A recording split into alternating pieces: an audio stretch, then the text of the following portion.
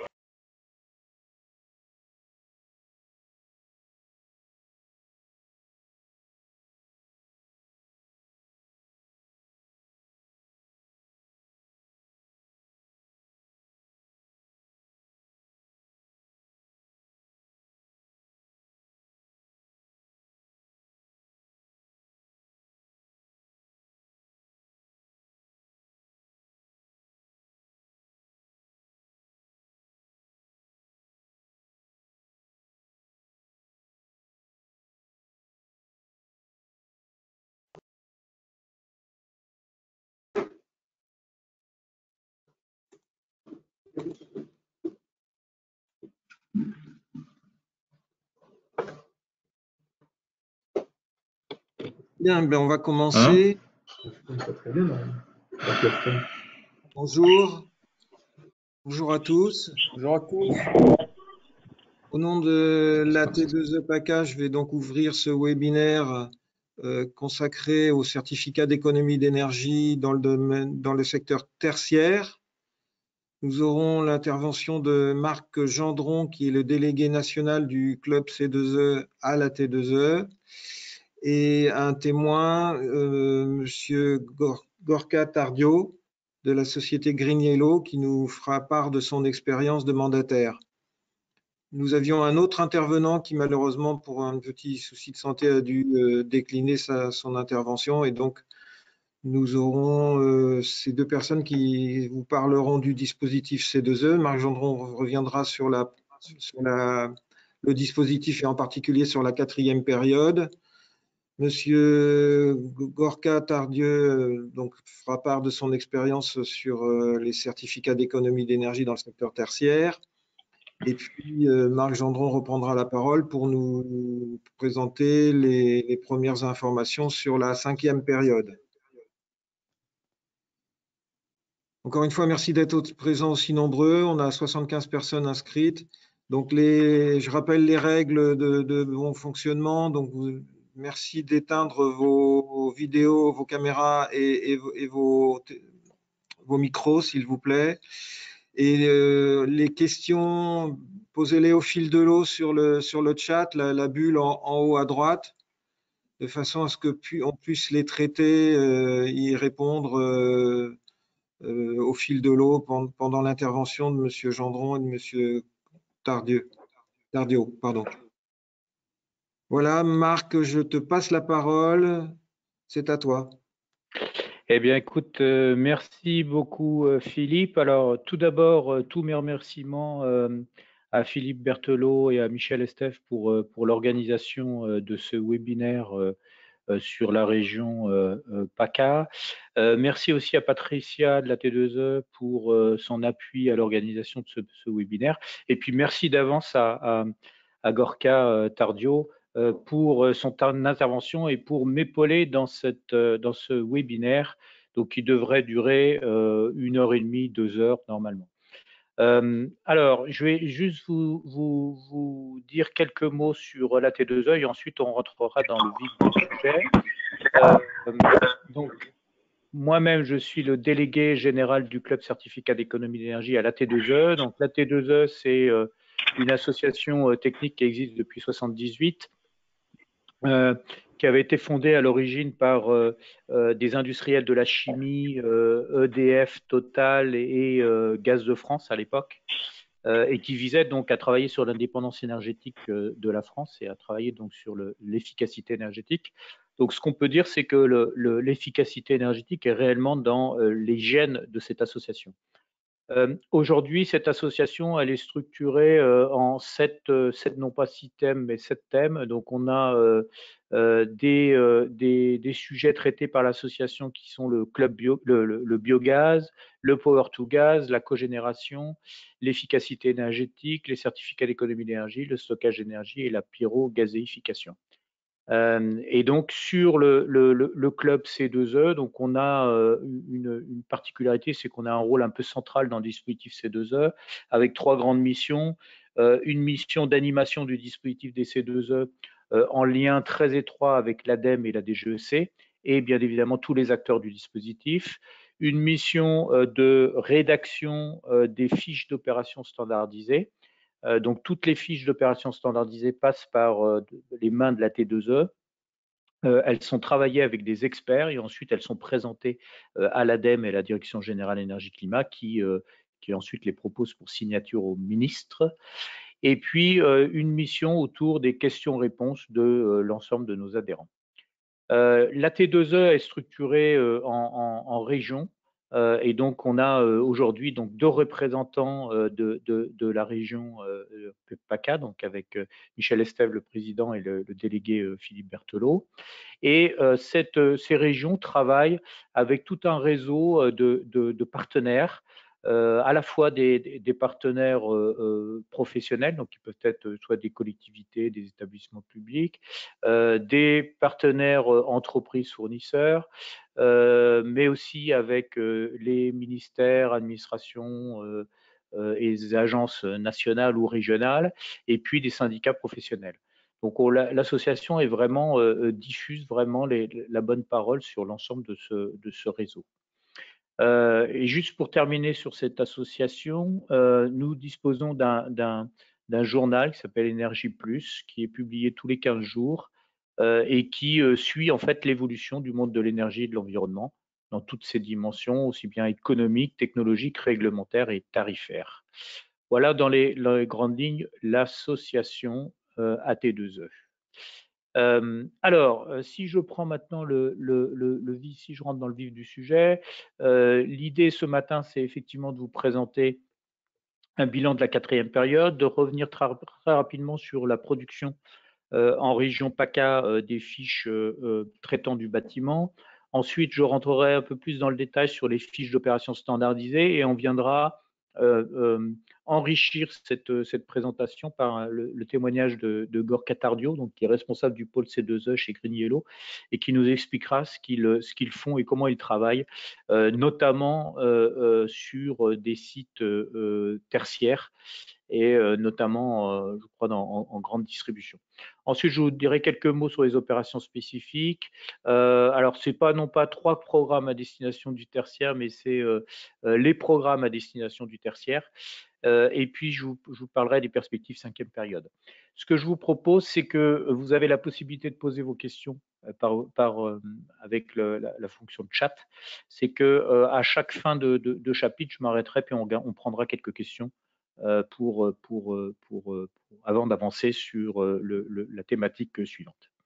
Alors, rentrons dans le vif du sujet. Donc, quelques mots sur la 4e période et avant ça, un rappel très rapide sur les C2E pour ceux qui ne seraient pas familiarisés avec ce dispositif. Alors, le dispositif C2E, tout d'abord, c'est un dispositif qui répond à la directive européenne sur l'efficacité énergétique, avec 2 articles essentiels sur cette directive européenne, l'article 3 et l'article 7. L'article 3, il demande à chaque État membre de fixer un objectif indicatif national d'efficacité énergétique. Donc cet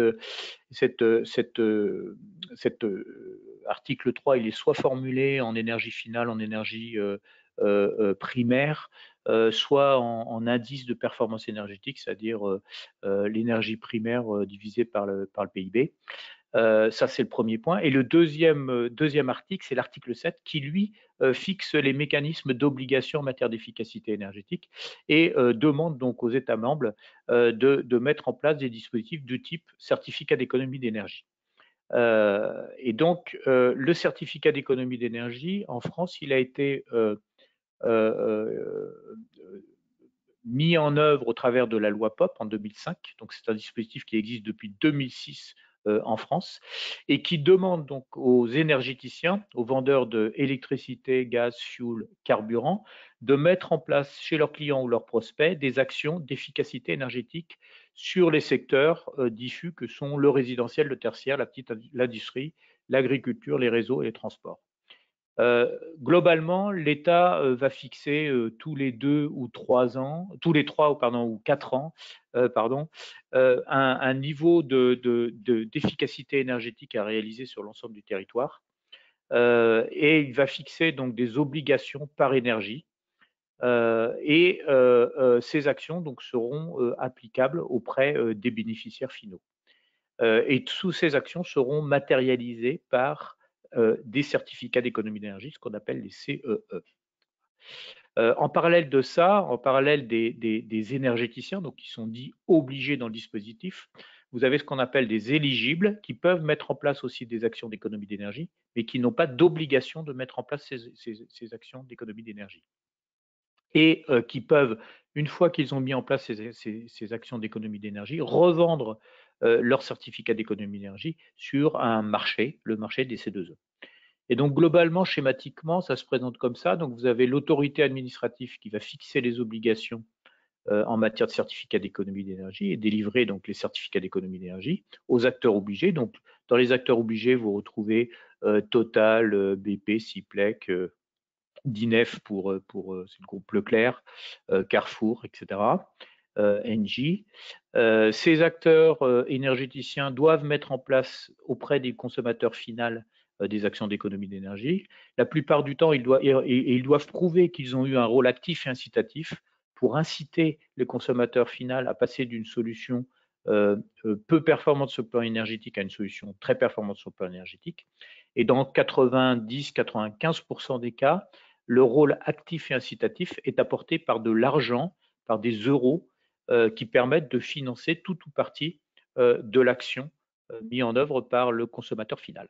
Et puis en parallèle de ça, à gauche de ce schéma, vous avez des acteurs non obligés, donc qui sont dits les éligibles, qui sont des collectivités territoriales, syndicats d'énergie, départements, régions, l'ANA, des bailleurs sociaux ou des sociétés d'économie mixte SPL dont l'objet est l'efficacité énergétique, qui vont mettre en place soit directement chez des consommateurs finaux, soit sur leur propre parc, des actions d'économie d'énergie et qui ensuite vont venir vendre leur certificat d'économie d'énergie aux obligés.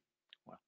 Alors, ce que je n'ai pas dit, c'est que pour inciter tout ce dispositif, l'État français donc fixe par énergie des obligations en fonction d'une période de sur une période de 3 ou 4 ans.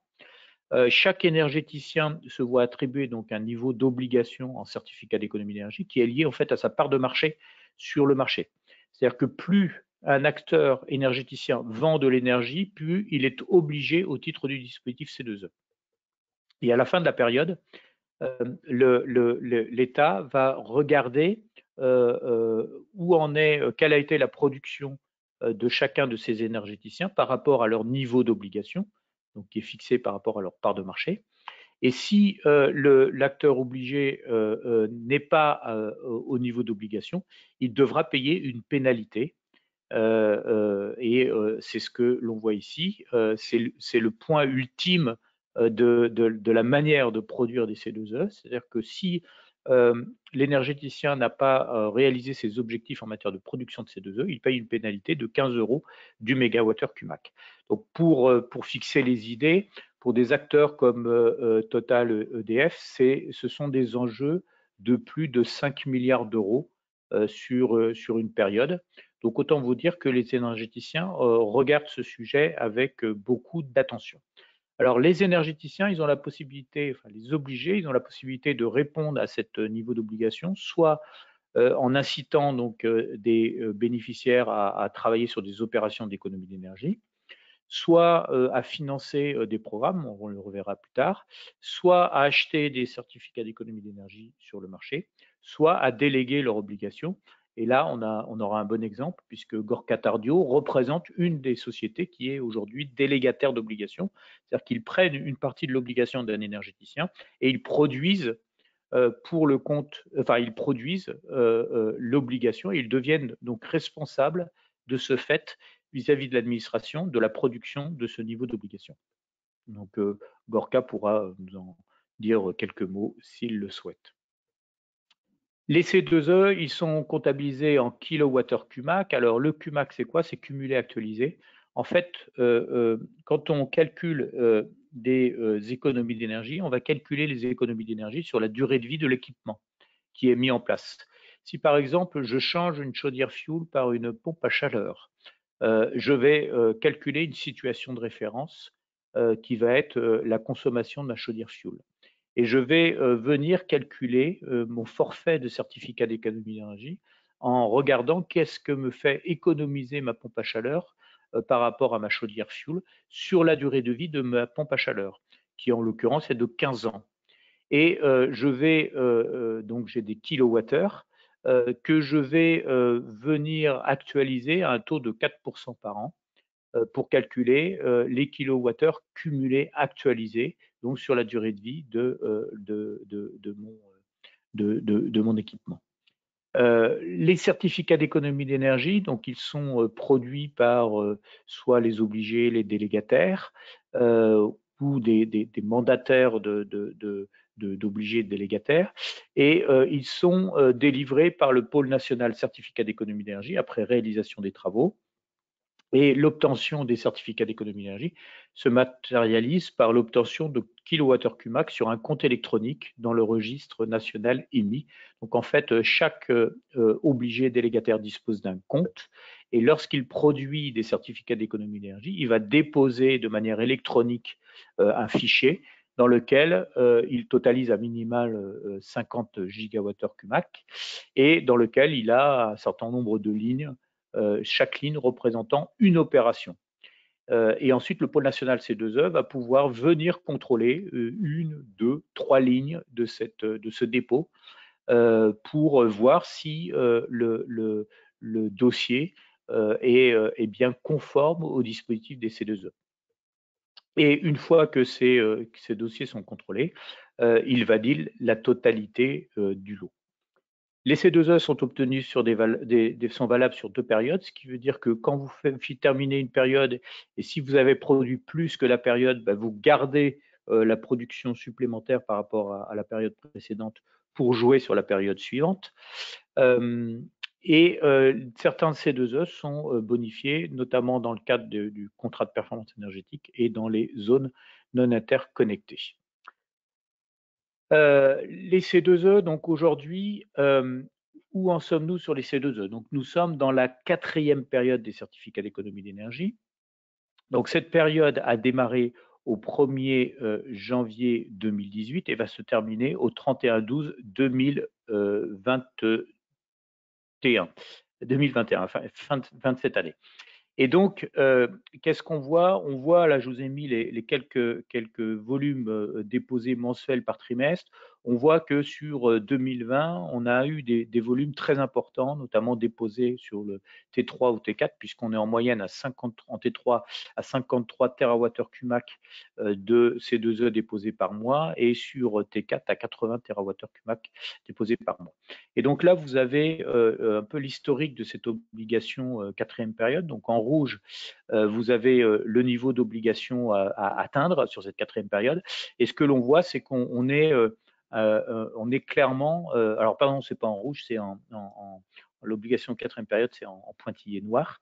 Et vous avez la tendance en ligne rouge. Donc globalement, on voit que effectivement, on va probablement finir cette quatrième période avec des volumes importants. La DGEC considère aujourd'hui, on a eu un copie le vendredi dernier, considère aujourd'hui que le stock pour la quatrième période sera de l'ordre de 300, 350 voire 400 TWh CUMAC de stock pour la période suivante, la cinquième période qui démarrera donc au 1er janvier 2022 et se terminera au 31/12/2025. Donc, bien évidemment, par rapport à ça, vous avez des prix qui sont associés au C2E et vous avez un prix sur la quatrième période qui a augmenté très fortement, hein, puisqu'on est monté jusqu'à 9 €, 9,50 € du prix du C2E. Alors, les prix des certificats d'économie d'énergie, vous pouvez les trouver sur EMI. Vous tapez www.emi.fr et là, vous allez trouver plusieurs niveaux de prix. Alors, vous avez ce qu'on appelle l'indice EMI classique, puisque vous avez depuis la deuxième période une obligation de certificat d'économie d'énergie en C2E classique, donc qui sur la quatrième période était de 1600 TWh CUMAC en classique. Et donc vous avez l'indice EMI classique qui reprend en fait des choux et des carottes et qui vous permet d'avoir une tendance sur l'évolution des prix. Alors pourquoi des choux et des carottes? Parce que vous avez des prix marché à terme, marché spot, vous avez un peu tout mélangé dans ces prix. Donc ça prend en compte toutes les transactions du mois, mais avec un mélange des transactions. Vous avez la même chose sur EMI précarité, enfin l'indice EMI précarité, et puis ensuite vous avez les indices spot classiques et les indices spot précarité. Alors l'indice spot c'est quoi? C'est toutes les transactions à prix non nul du mois précédent, ayant été réalisées entre des entreprises qui ne sont pas filiales. Donc qui représente un peu plus la réalité du prix du C2E à un moment donné, au moment du mois, donc M-1. Donc vous voyez qu'aujourd'hui, on est sur, j'ai repris là ce matin les prix de janvier 2021. En indice classique, on est à 7,73 € par mégawattheure CUMAC, précarité 8,19 et en prix spot classique, donc 8,18 en classique et 8,21 en précarité. Voilà. Voilà un peu les grandes lignes du dispositif tel qu'il existe aujourd'hui. Alors, ce que je vous propose, si vous voulez bien, c'est peut-être de regarder s'il y a des questions sur le chat. Il n'y a pas de questions pour l'instant. Tout est clair, ça veut dire que tout le monde connaît parfaitement le dispositif. C'est super, c'est une très bonne nouvelle. Ça veut dire que nos actions sur les webinaires permettent d'informer au mieux les acteurs. S'il n'y a pas de questions par chat, je vous propose donc d'avancer. Alors, quelques mots sur la production en région PACA. Alors là, j'ai repris les cartes qui sont diffusées par alors je vois la question là de l'ALEC, j'y reviens après, je finis ça et j'ai juste 2 transparents et je reviens après. Donc ça va vous permettre en fait de poser des questions, d'avoir la carte. Donc ici je vous ai mis des données qui sont apportées par la DGEC dans la lettre d'information de la Direction générale énergie-climat. Vous avez là sur toutes les fiches d'opérations standardisées résidentielles en gigawattheure par an. Donc sur la région PACA, ce qu'on voit, c'est que le département phare, c'est la région Bouches-du-Rhône, où on a plus de 7,6 TWh sur le département Bouches-du-Rhône, de déposer donc sur des C2E délivrés entre le 9 octobre 2020, donc qui correspondent à des opérations engagées depuis le 1er janvier 2015 jusqu'au second semestre 2018.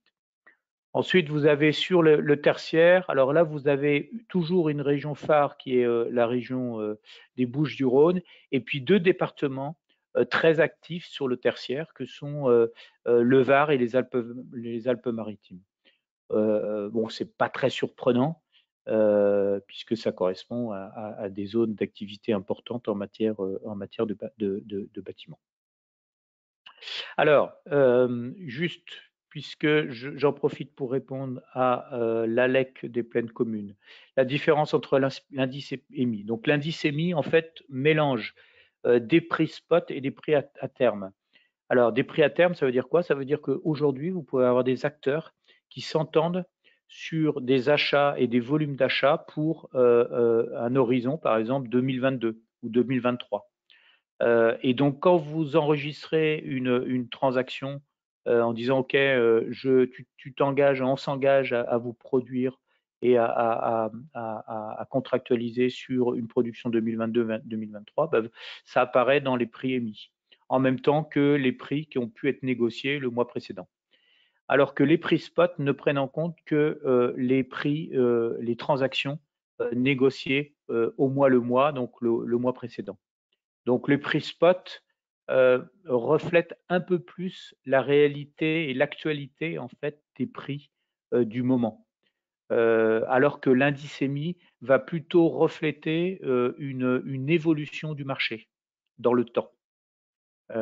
Voilà la différence entre ces deux prix. Visiblement, j'ai répondu à la question. Quelques mots sur les fiches d'opérations standardisées et résidentielles, et puis on viendra alimenter ce sujet avec le témoignage de Gorka Tardio de chez Grigniello. Alors, le portefeuille aujourd'hui sur ces fiches résidentielles et tertiaires, il est de 56 fiches en résidentiel et de 56 fiches en tertiaire. Je vous ai mis le lien vers le site de la T2E où vous avez en consultation libre toutes les fiches d'opérations standardisées par secteur d'activité. Je ne vais pas rentrer dans le détail, je reviendrai sur les fiches principales. Si on regarde le top 3 de la production de ces fiches, on a donc en résidentiel l'isolation des combles et de toitures, qui représente 9% de la production totale des fiches d'opération standardisées. En résidentiel, on a la barre TH160, isolation d'un réseau hydraulique de chauffage ou d'eau chaude sanitaire, et la barre EN103, isolation d'un plancher. Et en tertiaire, les 3 fiches principales sont la BAT TH146, isolation d'un réseau hydraulique de chauffage ou d'eau chaude sanitaire, l'isolation d'un plancher en BAT EN103, et le système de récupération de chaleur sur un groupe de production de froid, la BAT TH139. Voilà. Si on regarde les quelques mots sur le principe d'une fiche standardisée, vous comprenez bien comment sont structurées les fiches standardisées. L'idée d'une fiche standardisée, c'est d'industrialiser les actions d'économie d'énergie finale. Alors oui, je ne l'ai pas dit, les C2E sont calculés en énergie finale et non pas en énergie primaire. Et les certificats d'économie d'énergie ne prennent pas en compte la composante CO2 des actions. On est vraiment uniquement sur les économies en énergie finale. Donc les économies d'énergie des fiches d'opération standardisées, elles sont théoriques. Elles reflètent en fait une moyenne d'économie d'énergie réalisée sur la durée de vie des opérations. Et donc, les calculs des forfaits, ils s'appuient soit sur des analyses qui sont apportées par des experts, qui mixent à la fois des études théoriques et des mesures in situ. Ça peut être bien évidemment aussi des études qui sont apportées par des organisations professionnelles, des études qui ont été réalisées par l'ADEME et qui nous permettent de cerner au mieux les économies d'énergie potentielles. Les économies d'énergie, elles sont toujours calculées sur la base d'une situation de référence. Et la situation de référence, elle est définie par l'article R221-16 du Code de l'énergie. Et elle dit quoi? Elle dit que pour les fiches enveloppes du bâtiment, on va s'appuyer sur une situation de référence qui est le parc immobilier. Sur des fiches pilotage, régulation, récupération de chaleur, on va s'appuyer sur la référence marché, une référence marché. C'est-à-dire qu'en gros, on va regarder quelles sont les parts de marché d'une solution sur un marché à un instant donné. Et puis sur certaines fiches, on va s'appuyer sur la réglementation et notamment sur l'éco-conception. Donc c'est vrai par exemple sur des fiches de type pompe à chaleur, chaudière biomasse, etc. Alors ce qui explique que parfois, et on l'a vu là sur une fiche où on a révisé une fiche chaudière biomasse, où en fait les gains en matière d'économie d'énergie et les forfaits donc des C2E peuvent être très faibles quand on prend en compte une réglementation qui est particulièrement exigeante.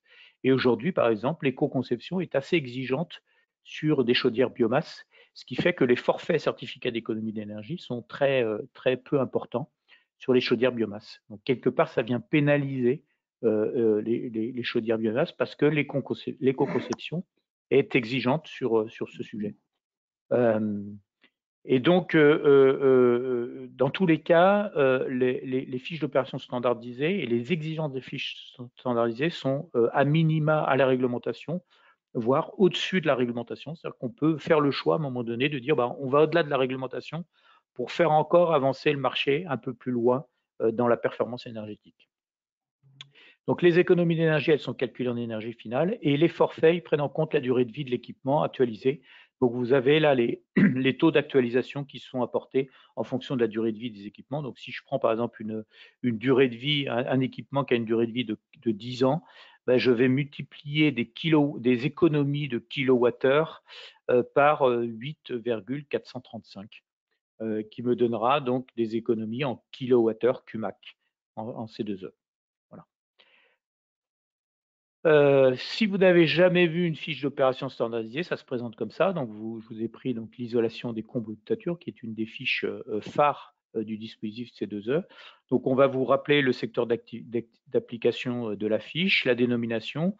On va vous rappeler les conditions de délivrance du certificat. Donc là, clairement, les conditions de délivrance, c'est la résistance thermique, en comble perdu, 7 mètres carrés Kelvin watt et 6 mètres carrés Kelvin watt en rampant de toiture. Ensuite, on vous parle des conditions, notamment concernant le pare-vapeur, concernant la protection des matériaux d'isolation thermique, etc. On vous demande que ce soit réalisé par un professionnel. Le professionnel, il doit être RGE, donc c'est ce qui est précisé en dessous. Et puis, on précise la preuve de la réalisation de l'opération qui doit comporter donc la mise en place d'une isolation de combo de toiture, la marque et référence ainsi que l'épaisseur et la surface d'isolant installée, la résistance thermique de l'isolant, les aménagements nécessaires à la mise en œuvre de l'isolation, la date de visite du bâtiment, etc. etc. Vous voyez que la durée de vie conventionnelle a été calculée sur la base de 30 ans et vous avez le montant en certificat d'économie d'énergie, donc qui est fonction de la zone climatique H1, H2, H3, donc, qui est multiplié par la surface en mètres carrés. Donc si vous avez 100 mètres carrés, vous multipliez 100 mètres carrés de surface d'isolant par en zone H3 900 et ça vous donne votre forfait en kilowattheure CUMAC. Et ce forfait en kilowattheure CUMAC, vous pouvez assez facilement le valoriser en appliquant des euros par mégawattheure CUMAC. Alors, non pas sur la base des prix émis que je vous ai donnés, puisque les prix émis que je vous ai donnés tout à l'heure, là, ce sont des prix complets, coût complet des certificats d'économie d'énergie. Donc, ça intègre la prime certificat d'économie d'énergie qui peut être apportée aux bénéficiaires, au client final, plus les coûts commerciaux, plus les coûts de prospection des chantiers, plus les coûts de traitement des chantiers et du dispositif, plus les coûts de gestion des certificats d'économie d'énergie. Et tout ça, ça vous amène à un prix final qui peut être négocié sur EMI.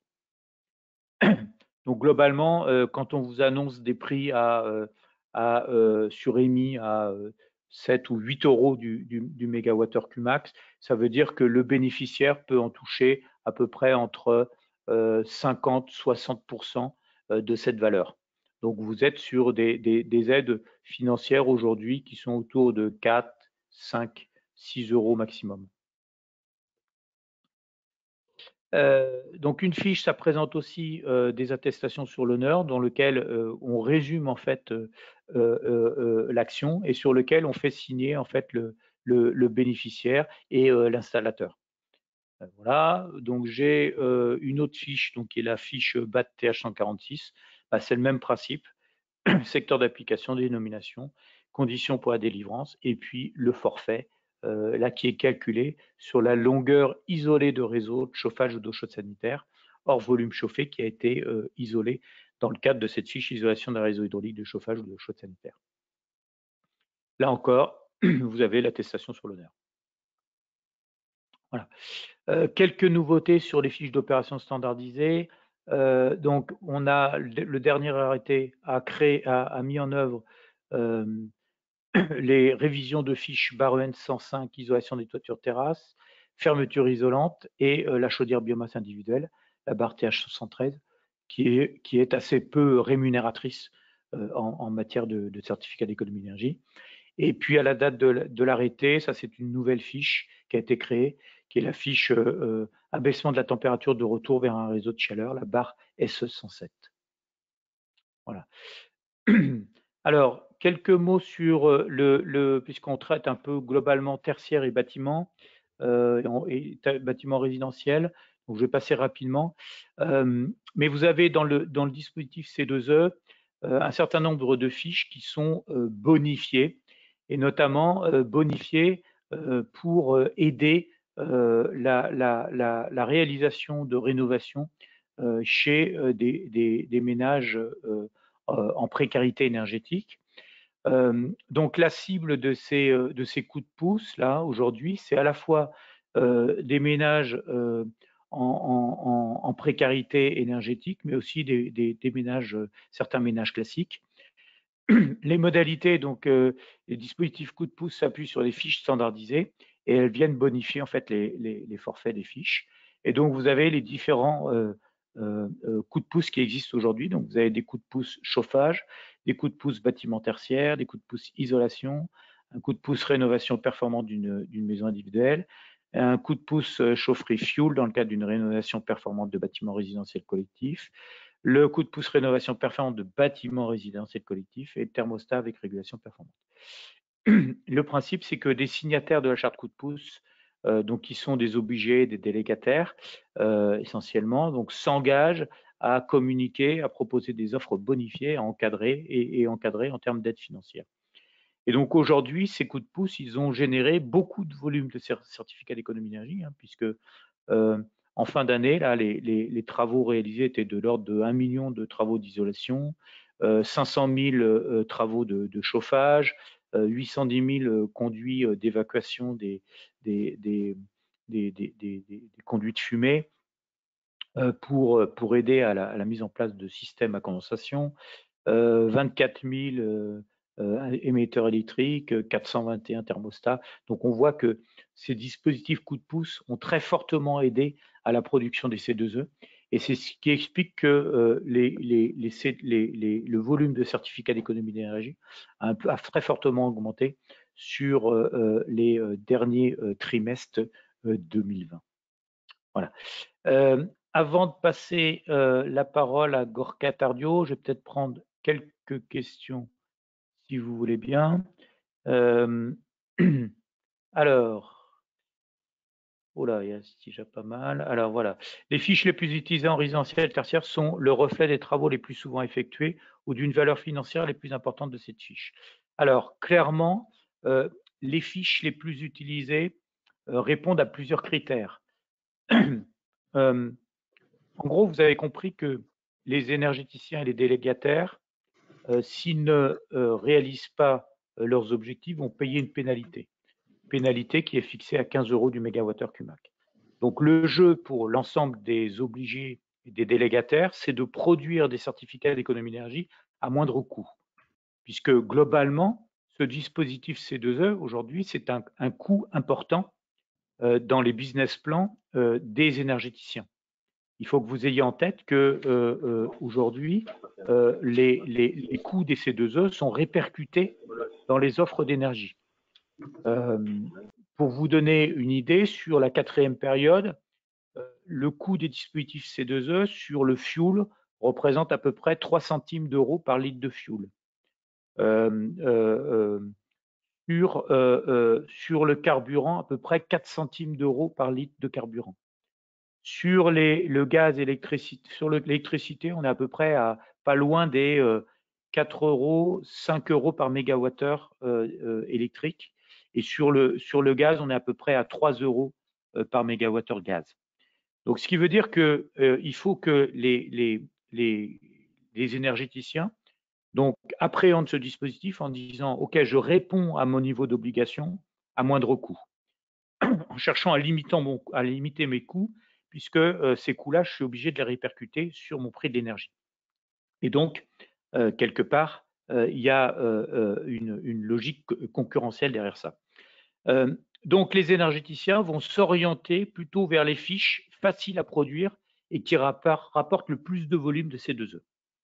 Donc, par rapport à votre question, les fiches les plus utilisées reflètent les fiches qui sont les plus faciles à mettre en œuvre et qui rapportent le plus de C2E. Et les plus faciles à mettre en œuvre, c'est généralement aussi là où vous avez un effet de levier qui est important. Donc, si vous avez une fiche qui permet un financement à hauteur de 50%, 80% des travaux, bien évidemment, ça va être assez facile à mettre en œuvre puisque votre effet de levier est très facilement réalisable. Par contre, si vous avez une fiche d'opération standardisée qui ne finance que 5-10% de l'opération, bah bien évidemment, ça va être beaucoup plus compliqué à mettre en œuvre. Donc, les fiches les plus utilisées représentent à la fois le forfait, un forfait conséquent permettant un levier important de mise en œuvre de l'action, plus une facilité de réalisation de l'opération. Quand on vous demande des études techniques amont, des études techniques aval sur une fiche, c'est compliqué à mettre en œuvre, donc les acteurs ça va générer donc des coûts de traitement de l'opération, donc les acteurs vont aller moins souvent sur ce type d'action. Le RGE, alors le RGE, donc pour certaines fiches d'opération standardisées, et essentiellement les fiches, enfin c'est essentiellement, oui, c'est ça, c'est uniquement, le RGE est uniquement demandé aujourd'hui sur les fiches résidentielles et pas sur les fiches tertiaires. Donc voilà, la réponse est claire. Dans le cas d'un ensemble résidentiel, faut-il remplir une attestation pour chaque logement ou par adresse? Alors si vous êtes sur du logement collectif, vous remplissez. Alors là, je pourrais Gorka, vous allez pouvoir peut-être m'aider aussi sur les aspects très opérationnels, parce que je sais que vous êtes vraiment au cœur du dispositif. Mais normalement, c'est par logement. C'est par adresse, pardon, dans le cadre du collectif. Et si vous êtes en maison individuelle, bah là, c'est par logement et adresse. Ça représente la même chose. Quid de l'arrêt du coup de pouce? Oui, pardon, c'est juste et par adresse, effectivement, et ce sera dans le cadre de copropriété, avec la copropriété qu'il faudra voir ça. Et pour profiter des précarités, il faudra voir par logement les revenus. Voilà, pour certains logements, la précarité. Voilà, la réponse est parfaite, comme ça, c'est très bien. Merci beaucoup. Et donc, quid de l'arrêt des coups de pouce? Coup de pouce, je vous propose d'en parler de l'arrêt de coups de pouce en P5, quand je vais aborder les perspectives de la 5e période. Quels sont les critères généraux pour obtenir un coup de pouce pour les travaux d'isolation? Alors,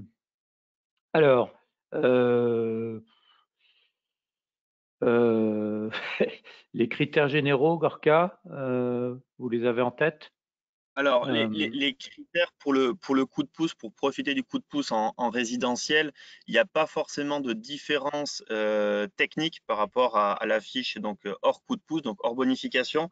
Il s'agit plus des acteurs qui vont proposer l'opération ou pas en fonction de s'ils sont signataires de la charte coup de pouce. Et les contraintes vont plus reposer sur les signataires de la charte coup de pouce, donc les obligés ou les délégataires, que sur le bénéficiaire et leur choix technique. À partir du moment où les critères sont respectés dans la fiche. C'est-à-dire que nous, derrière, si on est signataire de la charte, on va devoir faire des contrôles, on va devoir faire des rapports à la DGEC, la Direction Générale de l'Énergie Climat, qui gère les C2E, pour leur faire part de notre activité, etc. Donc, en fait, pour profiter du coup de pouce, il faut simplement s'adresser à l'acteur signataire de la charte coup de pouce, dans le cadre de l'isolation. Dans le cadre du chauffage, il y a quelques critères supplémentaires. Je vais en parler un petit peu plus tard aussi dans ma présentation. Après, je rajouterai juste, je compléterai. Les critères généraux, par contre, vont être différenciés en fonction des ressources du foyer. C'est-à-dire que vous avez des aides financières qui sont apportées par les signataires coup de pouce, qui sont différenciées si vous êtes en situation très modeste ou situation de foyer classique.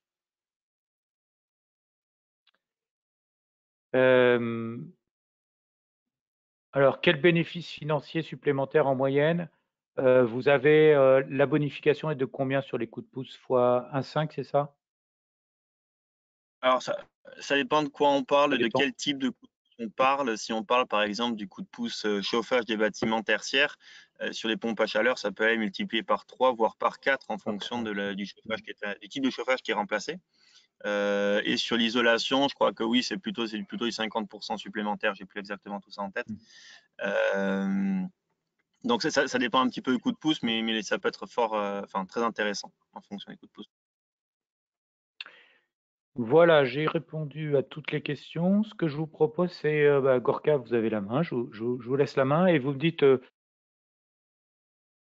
vous me dites pour les slides et je passe les slides. Allez-y. Donc, tout d'abord, je tiens à vous remercier pour l'invitation. Donc, je suis responsable de l'activité C2E chez Green Yellow. Donc, Green Yellow, pour ceux qui ne connaissent pas, c'est la filiale énergie du groupe Casino, qui existe depuis presque 15 ans. Ça a été créé au sein du groupe en 2007 et maintenant, depuis quand même pas mal de temps, on s'est ouvert au-delà du groupe et on a ouvert notre capitale, notamment à la BPI et à Tikeo Capital. L'idée de cette présentation, c'est vous expliquer comment est-ce qu'on utilise les C2E au sein de nos activités et comment est-ce que vous pouvez profiter de ce dispositif pour optimiser notamment vos investissements lors de rénovation énergétique. Donc, juste, je vais vous présenter rapidement Green Yellow. Donc, Green Yellow, on est vraiment une entreprise qui a mis l'efficacité énergétique au cœur de son entreprise et surtout au cœur de notre approche en essayant d'attaquer un petit peu tous les pans de l'efficacité énergétique. Donc, tout d'abord, on peut à nos clients proposer un CPE, donc un contrat de performance énergétique, qui d'ailleurs est un modèle qui peut s'avérer très intéressant dans le cadre des C2E, on en parlera un petit peu plus tard. Un CPE, qu'est-ce que c'est? C'est un modèle dans lequel des entreprises comme Green Yellow vont venir faire des études d'efficacité énergétique chez les clients en identifiant les potentiels d'amélioration, vont faire des designs et des propositions pour améliorer la consommation, vont financer ces opérations, les mettre en place et ensuite partager les gains avec le client pour que le client qui n'a pas investi de CAPEX puisse avoir une partie des économies d'énergie et Green Yellow puisse avoir l'autre partie pour pouvoir se rembourser l'investissement qui a été effectué. Donc ça, dans le but de réduire les consommations des bâtiments. Une fois que la consommation a été réduite, l'idée ensuite, c'est de venir proposer une production d'énergie via l'énergie renouvelable et l'énergie solaire notamment, qu'on peut proposer soit via des ombrières de parking, soit des centrales au sol ou des centrales en toiture. Et une fois que la consommation et la production d'énergie a été optimisée au maximum, on peut venir aussi proposer des solutions, soit de financement d'opérations additionnelles via les C2E, soit de l'optimisation d'achat d'énergie. Donc vraiment, on a une approche globale du secteur de l'énergie et de l'accompagnement de nos clients. Pour ce qui est C2E, on s'en occupe, on en génère beaucoup au travers de nos CPE et on en propose aussi à travers à nos clients tiers qui viennent nous voir simplement pour qu'on les aide à valoriser leurs travaux et qu'on leur verse la prime C2E, parce qu'au titre des C2E, nous sommes à la fois obligés, car nous représentons Cdiscount Energy, qui est un distributeur de gaz et d'électricité, et nous sommes aussi délégataires de Distridin, qui est la filiale de distribution du groupe Casino, co-entreprise entre Cora et le groupe Casino. Donc GreenYellow, en quelques chiffres, globalement c'est 550 collaborateurs dans le monde, parce qu'on est présent aussi en Amérique, en Colombie, au Brésil, et on a en Asie, notamment en Thaïlande. À date, on a installé plus de 1 700 000 m² de panneaux photovoltaïques sur plus de 300 centrales. On a plus de 3000 CPE en exploitation dans le monde qui génèrent plus de 84 millions d'économies d'énergie. On a un chiffre d'affaires de 315 millions d'euros en 2020, et pour vous donner une ordre d'idée des primes C2E reversées à nos clients, ça représente plus de 250 millions d'euros à fin 2020. Voilà. Donc juste une petite carte pour vous montrer les CPE qu'on a pu faire en France. Donc là, notamment au sein du groupe Casino, même si on s'est largement élargi depuis. Donc on a pu faire donc dans tout ce qui est Franprix, Leader Price, Monoprix, Hypermarché Casino, Supermarché Casino, dans lesquels on a pu développer une grande expertise de l'efficacité énergétique. Et toujours les C2E ont pu être là pour nous aider à optimiser les coûts de nos investissements. On peut voir aussi d'ailleurs qu'on a une forte présence en PACA, ce qui est intéressant peut-être pour vous. Je voulais prendre un exemple donc sur la slide suivante. Par exemple, qu'on a pu faire sur le parc des géants Casino et Supermarché Casino, qui reprend 366 sites en France, sur lesquels on a pu générer 27% d'économie d'énergie en moyenne, avec un investissement porté à 100% par GreenYellow. Donc, pour arriver à ces 25% d'économie d'énergie, globalement, on a attaqué à peu près tout ce qui pouvait être optimisé, c'est-à-dire principalement le froid alimentaire, la CVC avec le chaud et la climatisation. Donc le froid alimentaire, qu'est-ce qu'on a pu mettre en place? Ça va être des portes, notamment sur les linéaires de meubles froids et des capots sur les bacs congelés. On a pu faire de l'optimisation de chauffage et de l'optimisation de climatisation. On a pu faire de l'optimisation de groupes froids avec la mise en place de haute pression, basse pression flottante, de variateurs de vitesse ou de récupération de chaleur. On a pu mettre des stratégies d'optimisation d'éclairage, de l'automatisation pour contrôler tout ça, et notamment on va reprendre l'éclairage et la CVC, monitorer tout ça et surtout garantir les économies d'énergie, ce qui est quand même très important dans le cadre du CPE, pendant en général 8 ans, ça peut aller de 5 à plus de 10 ans. Cette garantie d'économie d'énergie, on le verra un peu plus tard, mais peut faire profiter aussi d'une bonification dans le cadre des C2E.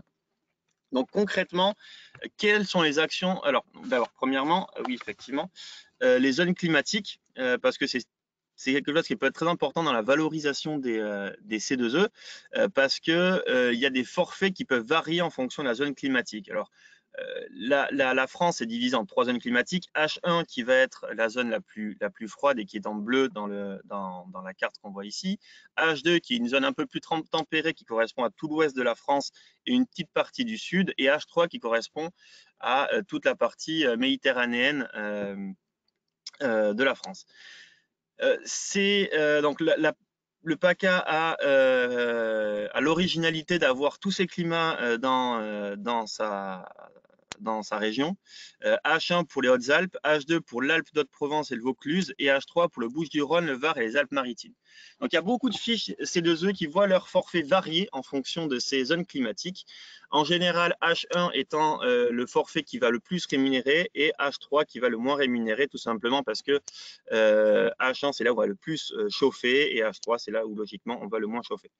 Donc si on regarde un impact sur une fiche C2E, par exemple pour la zone H1, on voit que là c'est la fiche haute pression, basse pression flottante. On va avoir un forfait de 19 100 kWh par kilowatt de puissance du groupe froid, alors que sur la zone H3, on va avoir, excusez-moi, 16 400 kWh Qmac par puissance, par kilowatt de groupe froid. Donc, on a une petite décote. Sur certaines fiches, ça peut aller à presque 50% de décote en fonction de ce qui a été calculé dans les fiches d'opération standardisées.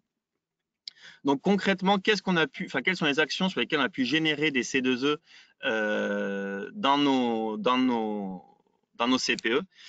On va retrouver finalement toutes les opérations qui ont pu générer des gains. C'est-à-dire qu'en gros, si on prend la régulation de centrale froid, on va avoir plusieurs fiches. Donc par exemple, la BAT-TA 134 et 145 qui permettent de valoriser la mise en place de haute pression et de basse pression flottante sur les groupes froids. On va avoir la BAT-TA 112 qui nous permettent de valoriser des C2E sur la variation de vitesse, la BAT-EQ 130 qui vont nous permettre de réaliser de valoriser des C2E sur des condenseurs haute efficacité qu'on va venir remplacer. Il y a aussi la récupération de chaleur avec la BAT-TH 139.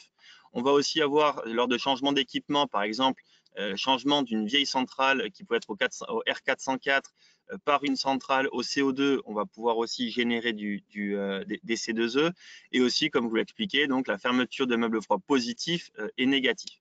Alors, les C2E valorisables par toutes ces fiches sont évidemment variables. Certaines vont pouvoir couvrir quelques pourcentages du coût de l'opération, d'autres, ça peut aller jusqu'à plus de 50% du coût de l'opération. On va aussi avoir l'éclairage, typiquement la BAT-EQ 127 avec l'éclairage LED, et qui était une fiche qui a été revue il y a quelques années et qui avant pouvait prendre un pourcentage du coût de remplacement d'éclairage assez grand et qui maintenant représente un coût un peu moins, de l'ordre de quelques pourcents. On va avoir la rénovation d'éclairage extérieur aussi. Et pour le chauffage, là, j'ai mis que la partie contrôle de chauffage parce qu'on parlera un petit peu plus tard. J'ai fait un petit focus sur le chauffage un peu plus tard. Donc, par exemple, la BAT-TH 116 avec la gestion technique du bâtiment pour le chauffage et l'eau chaude sanitaire. Donc, toutes ces opérations qui peuvent générer des C2E peuvent représenter sur nos projets entre 5, 20, voire un petit peu plus du CAPEX qu'on va investir, tout simplement en fonction des opérations qu'on va mettre en place, en fonction de la puissance des groupes ou de la puissance ou des mètres carrés de chauffage qui vont être faits et des équipements existants qu'on va pouvoir réutiliser. Par exemple, si on prend l'exemple d'un Monoprix qu'on a pu récemment utiliser, on était entre 5 à plus de 20-25 000 euros de C2E générés sur ces opérations. À ça, il faut ajouter aussi une bonification CPE, c'est-à-dire que dans les CPE, lorsqu'il y a garantie des gains, au-dessus de 20% de gains, on peut multiplier dans les bâtiments tertiaires et résidentiels le volume de C2E généré entre x2 si c'est des CPE inférieurs à 10 ans, à x3 si la durée est supérieure à 10 ans, donc ce qui peut être quelque chose de très avantageux dans certains cas. Donc si on reprend des exemples un peu plus concrets pour donner des chiffres derrière ces fiches-là, j'ai pris deux exemples. Donc, par exemple, la fermeture de meubles froids positifs. Donc, on est à 25 600 kWh Qmac par mètre linéaire. Concrètement, qu'est-ce que ça représente? Ça représente environ 150 € par mètre linéaire de primes C2E qui peuvent être reversées, enfin, même plus aux bénéficiaires, ce qui peut représenter jusqu'à 30 à 40% du coût d'une porte, donc ce qui est quand même très intéressant. Sachant qu'une porte coûte entre 400 à 500 € par mètre linéaire. Et j'ai repris un exemple de la BAT-TH 116, donc la GTB pour le chauffage et l'ECS, l'eau chaude sanitaire, qui est une fiche un peu plus compliquée, on va dire, que simplement un forfait qu'on multiplie par un mètre linéaire, mais qui dépend, par exemple, du type de chauffage, et si c'est un chauffage combustible ou électrique, si c'est simplement pour du chauffage ou du chauffage et de l'eau chaude sanitaire. Et là, on voit bien l'impact de la zone climatique parce que le forfait est multiplié par une valeur de 1,1 en zone H1 et par 0,6 en zone H3. Donc là, on a quasiment un doublement de la valorisation du nombre de C2E en fonction de si on est en H3 ou en H1. Et tout cela est multiplié par la surface chauffée. Donc, par exemple, si on prend en compte un chauffage combustible pour 5000 m² et qu'on met une GTB, ça peut représenter entre 1,9 et 1 gigawattheure Qmax en fonction de si on a un H1 ou H3, ce qui peut représenter une prime entre 6 000 et plus de 11 000 euros, ce qui dans certains cas peut représenter un coût assez intéressant d'une GTB. Si on continue et qu'on fait un petit focus sur le chauffage, parce que c'est vrai que nous, dans le cadre de nos CPE, on ne faisait pas forcément de rétrofit de chauffage, mais on l'a fait pour certains clients qui souhaitaient le faire eux-mêmes et pour lesquels on a pu reverser de primes. Donc, il y a plusieurs fiches qui vont pouvoir exister. Donc, les plus connues vont être les fiches remplacement de chaudière collective au gaz haute performance énergétique, qui est la BAT TH 102. On va avoir le remplacement par les pompes à chaleur RO ou OO pour la BAT TH 113. Et on va avoir la BAT TH 127 pour le raccordement à un réseau de chaleur, sachant qu'aussi il y a les chaudières biomasse que je n'ai pas mis ici, qui peuvent aussi s'associer de manière générale à un optimiseur de relance ou une GTB, qui peut aussi s'associer à un équilibrage de réseau, qui souvent, par exemple, l'équilibrage de réseau est une action qui peut quasiment s'autofinancer dans le cadre d'un remplacement de chauffage, sachant qu'il y a souvent des actions un peu comme ça qui étaient prévues, qui peut quasiment souvent s'autofinancer. Et ensuite, on peut aussi rajouter, par exemple, des robinets thermostatiques quand on va changer le chauffage, dans les salles qui sont chauffées. À cela, on peut rajouter, comme l'a dit Monsieur Gendron, des coups de pouce sur le chauffage des bâtiments tertiaires. Donc, il y a différents coups de pouce. GreenYellow est signataire de la majorité d'entre eux, dont celui-ci. Par exemple, pour le remplacement d'une chaudière haute performance énergétique en remplacement d'une chaudière à charbon ou fioul, on va pouvoir multiplier le volume de C2E généré par 2 et par 3 quand il s'agit d'une pompe à chaleur, voire même par 4 quand il s'agit d'une pompe à chaleur en remplacement d'une chaudière à charbon et au fioul. Concrètement, qu'est-ce que ça représente en termes de valeur? On va le voir sur le slide suivant, où j'ai pris un exemple. Si on prend un bâtiment de bureau de 5000 m² avec une ancienne chaudière fuel et un chauffage ECS et qu'on met une chaudière haute performance énergétique avec une puissance supérieure à 400 kW, on va pouvoir avoir une prime en fonction de la zone climatique qui peut aller entre 1,3 et 2,3 gigawattheure Qmax, qui peut représenter entre 15 et 28 000 euros, donc ce qui est quand même un coût pas forcément anodin par rapport au remplacement d'une chaudière. Ça peut aller globalement entre 10 et un peu plus de 20% du coût de la chaudière. Et si on rajoute à ça, par exemple, de l'équilibrage réseau, on peut avoir une prime supplémentaire pour ces 5000 m² entre 3600 et 2000 euros. Ce qu'il faut savoir, c'est que toutes ces fiches-là, elles respectent, pour être éligible à toutes ces fiches-là, il faut respecter les critères d'éligibilité des fiches, donc les critères techniques, notamment de performance énergétique. Ce qu'on peut dire là-dessus, c'est que en général, les surcoûts liés au passage entre un équipement qui n'était pas éligible au C2E et un équipement qui est éligible au C2E est largement payé par la bonification C2E que peut générer le passement, enfin l'augmentation ou l'optimisation technique de l'équipement. Donc souvent, les C2E, s'ils ne payent pas l'équipement en tant que tel, vont payer l'optimisation de l'équipement. En gros, voilà. Donc ça, c'était pour avoir quelques exemples chiffrés. Globalement, ce qu'il faut retenir de ce dispositif-là, c'est qu'il permet de fixer une référence en efficacité énergétique. On peut se baser sur les fiches C2E pour finalement à chaque fois optimiser et intégrer dans les cahiers des charges ce que demande la fiche pour profiter des C2E, sachant que les C2E peuvent en général permettre de se payer ce surcoût-là. Et surtout, ça permet d'optimiser lors de travaux de rénovation les investissements qui sont faits là. Donc, c'est un peu rapide. J'espère que ça a été intéressant pour vous et je suis disponible pour répondre à vos questions. Un grand merci Gorka pour cette présentation très claire. Alors, j'ai noté quelques questions. Alors, je ne sais pas si vous pourrez répondre à toutes. Notamment la première, quel volume de kilowattheure Qmax GreenYellow a valorisé en 2020? Alors en 2020, on était aux alentours des 12 TWh Qmax générés. Donc 12 000 gigas. D'accord, 12 TWh, donc ça commence à faire des gros volumes. Êtes-vous considéré comme un obligé en tant que filiale du groupe Casino? Alors, c'est la filiale du groupe Casino qui est obligée. Nous, on est leur délégataire, donc ils nous ont délégué une partie de leurs obligations. Mais par contre, GreenYellow est obligé au titre de Cdiscount Energy qu'on représente, oui, qui sont intégrés chez nous. D'accord. Donc, on a Alors, la le double CP... casquette. D'accord.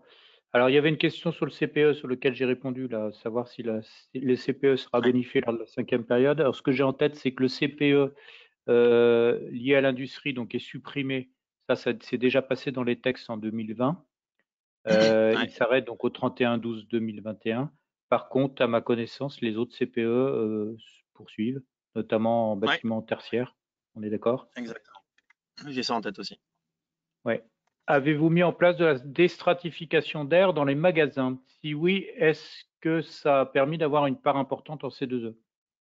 Alors, dans les magasins, à ma connaissance, on n'en a pas mis en place. Par contre, on l'a fait dans certains entrepôts.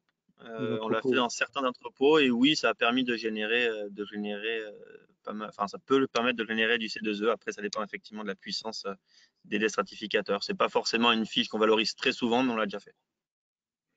Alors, alors ça, c'est une question que je vous pose. Moi, quels sont les critères clés pour un bénéficiaire pour pouvoir bénéficier des dispositifs C2E? C'est-à-dire, en gros, dans le mode de fonctionnement, qu'est-ce qu'il faut qu'il regarde en premier? Alors, d'abord, il va falloir, il faut que ce soit de la rénovation énergétique. Ça marche évidemment pas pour les bâtiments neufs. Et à partir du moment où il y a de la rénovation et qu'on va toucher à tout ce qui va être ventilation, chauffage, production de froid, climatisation, l'idée, ce serait de se rapprocher alors soit d'un obligé ou d'un délégataire, soit, si on a les compétences techniques au sein de l'entreprise, pouvoir essayer d'analyser un petit peu les fichiers 2E pour pouvoir intégrer ça lors des cahiers des charges pour être certain que les équipements soient éligibles dès le début au dispositif C2E et pour pouvoir bénéficier d'une prime ensuite. Quelque chose de très important, c'est qu'avant d'engager les travaux, il faut avoir signé un contrat avec un délégataire ou un obligé parce qu'il faut que le délégataire ou l'obligé justifie d'un rôle actif et incitatif auprès des bénéficiaires. Ce rôle actif et incitatif est essentiel dans le cadre du dispositif. Donc, il faut s'engager avec un obligé ou un délégataire avant le lancement des travaux. Et donc, comme ça permettra aussi, en se rapprochant de lui, d'être certain que les travaux sont éligibles. Très bien. Est-ce que vous intervenez sur les sujets de flexibilité électrique du type effacement et faites-vous Oui, le lien avec les C2E sur ces problématiques? Alors, pour l'instant, il n'y a pas de C2E généré sur l'effacement, mais par contre, on a effectivement une activité effacement. Alors, sur l'effacement, parce que c'est souvent une question qui est posée à la T2E et au club C2E, il n'y a pas de fiche d'opération standardisée parce que l'effacement ne constitue pas en soi une baisse de la consommation d'énergie. C'est un décalage de la consommation d'énergie. Ce n'est pas une baisse de la consommation d'énergie. Ce qui explique pourquoi ce n'est pas pris en compte dans le dispositif C2E.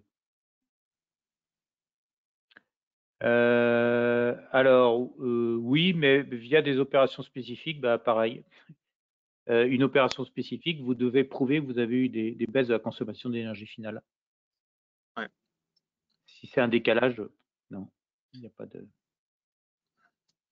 Alors, ça y est, c'est en train de tomber là, les questions. Quelles sont les principales difficultés à votre niveau pour la mise en place d'un CPE?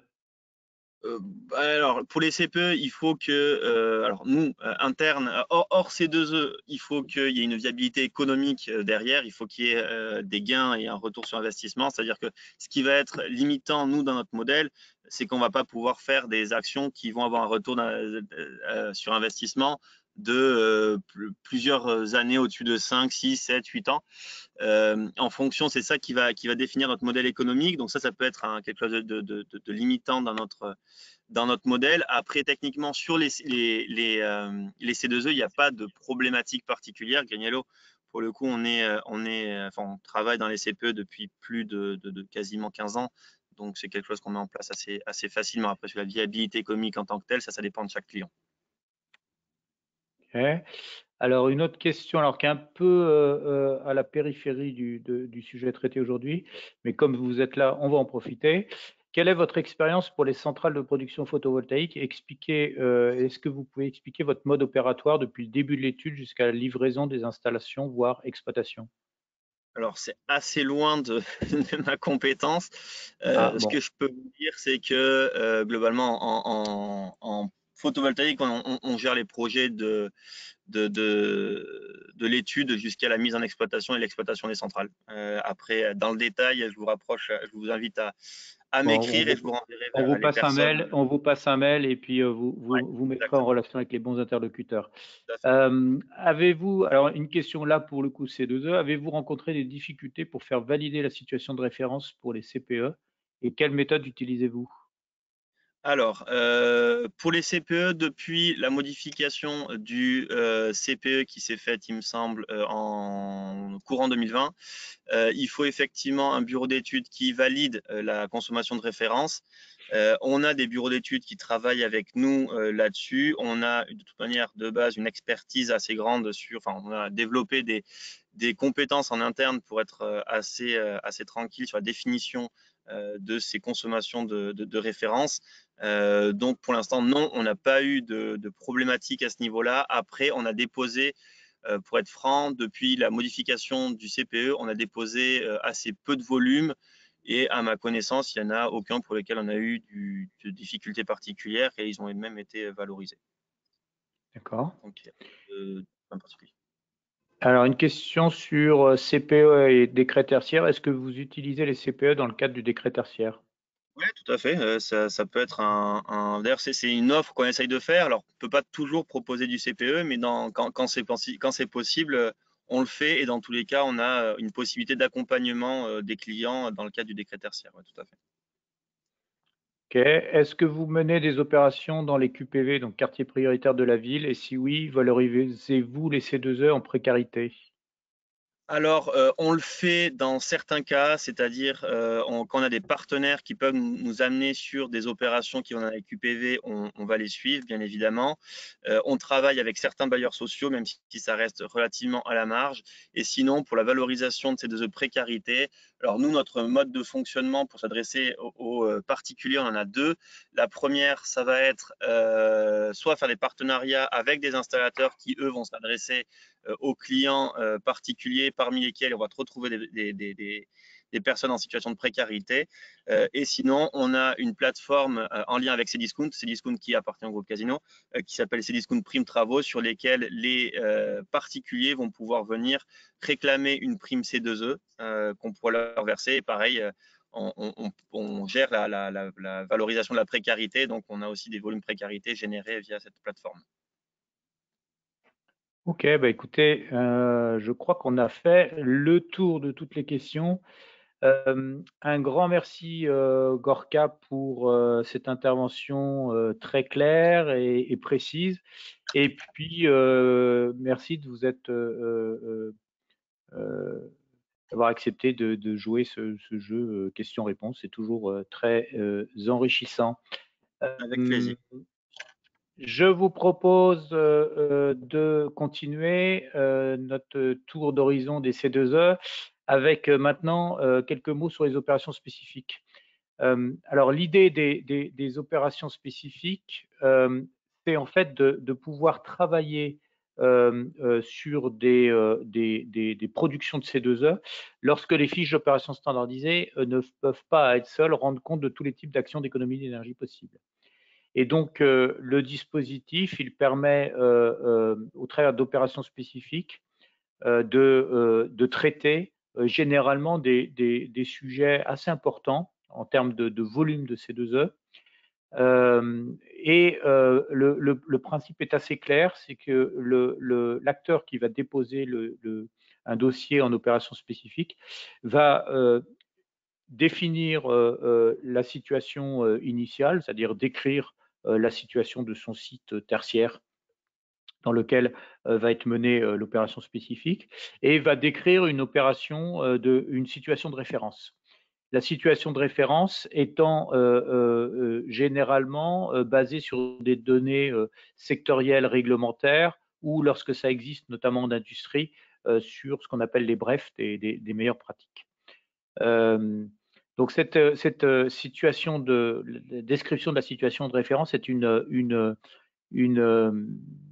est fondamentale hein, dans le dépôt des opérations spécifiques, puisque c'est la base à partir de laquelle on va calculer les économies d'énergie de l'opération.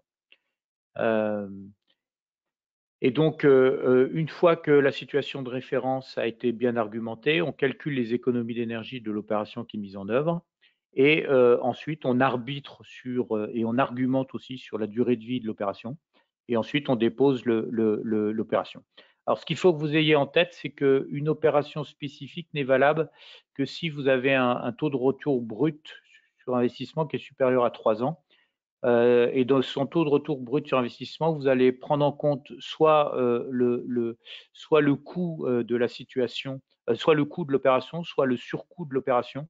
Donc ça, c'est fonction de la situation de référence, divisé donc bien évidemment par les économies d'énergie qui seront réalisées, qui seront générées par cette opération spécifique. Alors, pour mener une opération spécifique, ce que je vous engage à faire, c'est tout d'abord d'aller regarder le guide de l'opération spécifique AT2E ADEME, donc qui est disponible sur le site de l'ADEME et de la T2E, qui vous explique assez clairement comment mener une opération spécifique. Alors, les opérations spécifiques, aujourd'hui, ça représente à peu près 4%, je crois, de l'ensemble des volumes des C2E. Donc, ça vaut le coup d'être regardé pour des grosses opérations. Ce qu'il faut que vous ayez en tête, c'est que vous allez déposer un dossier C2E et ensuite le pôle national C2E va instruire ce dossier et doit vous faire un retour dans les 6 mois sur ce dossier. Donc, vous avez des temps de réaction qui sont beaucoup plus longs quand même que lorsque vous travaillez au travers d'une opération standardisée. Quelques mots sur les programmes, alors non pas 3 programmes, mais quelques programmes, puisque je vous ai repris ici la présentation de tous les programmes qui existent. Alors le programme, c'est quoi?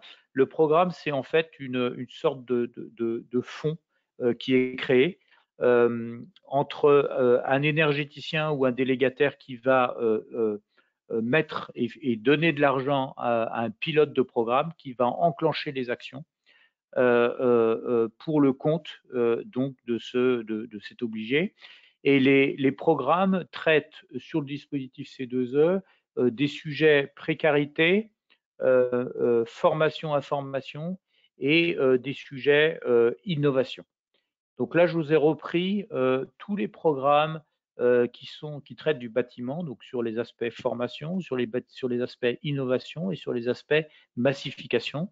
Et je vous ai mis essentiellement tous les programmes qui sont éligibles sur la région PACA et qui traitent donc bien évidemment du bâtiment.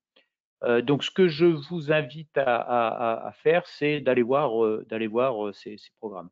Alors pour juste une illustration d'un programme qui est assez simple, c'est par exemple le programme Advenir, qui est un programme qui porte sur le sujet d'innovation et qui est un programme qui finance les bornes de recharge de véhicules électriques.